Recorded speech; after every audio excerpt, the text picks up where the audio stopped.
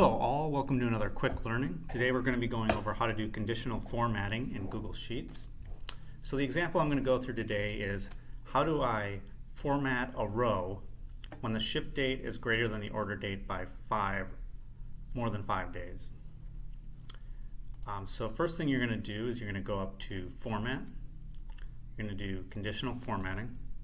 So by default it's going to start with the value that I had selected, but we can change that range.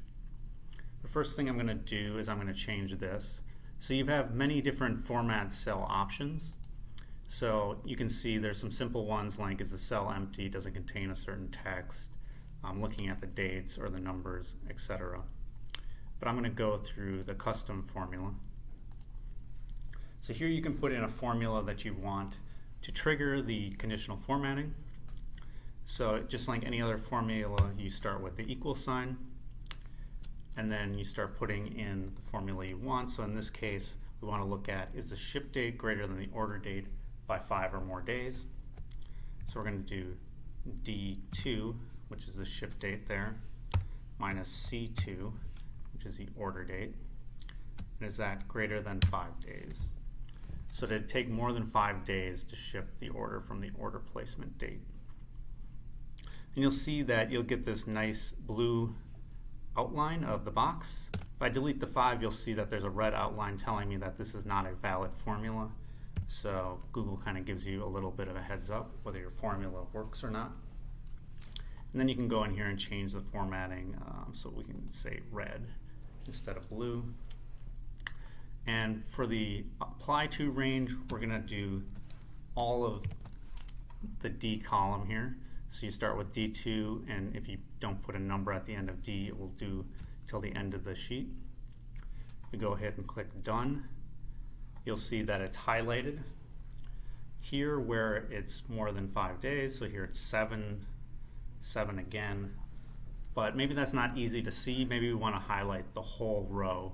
So how would we do that? So we've got the conditional formatting still up here.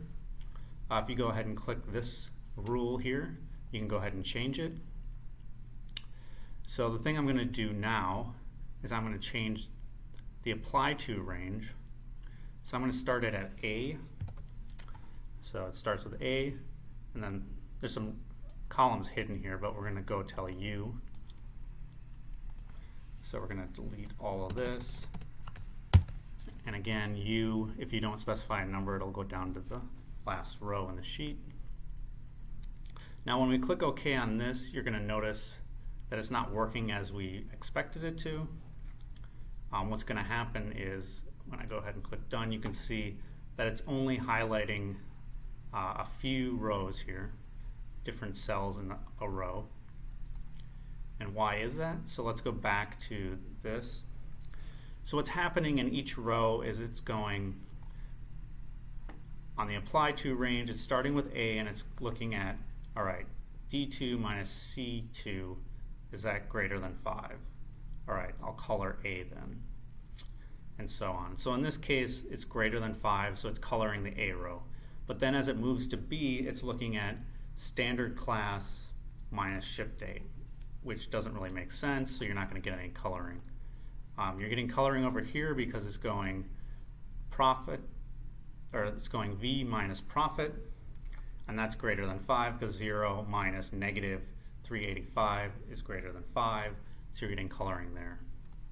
So what we want to do is we want to use cell referencing to lock the columns that we're comparing. So in this case, we want to lock D, and we want to lock C.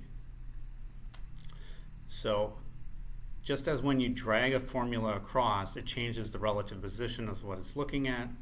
In this case, conditional formatting is doing the same. So in this case, we want it to go down the rows, so we don't lock this row designator, but we do lock the column.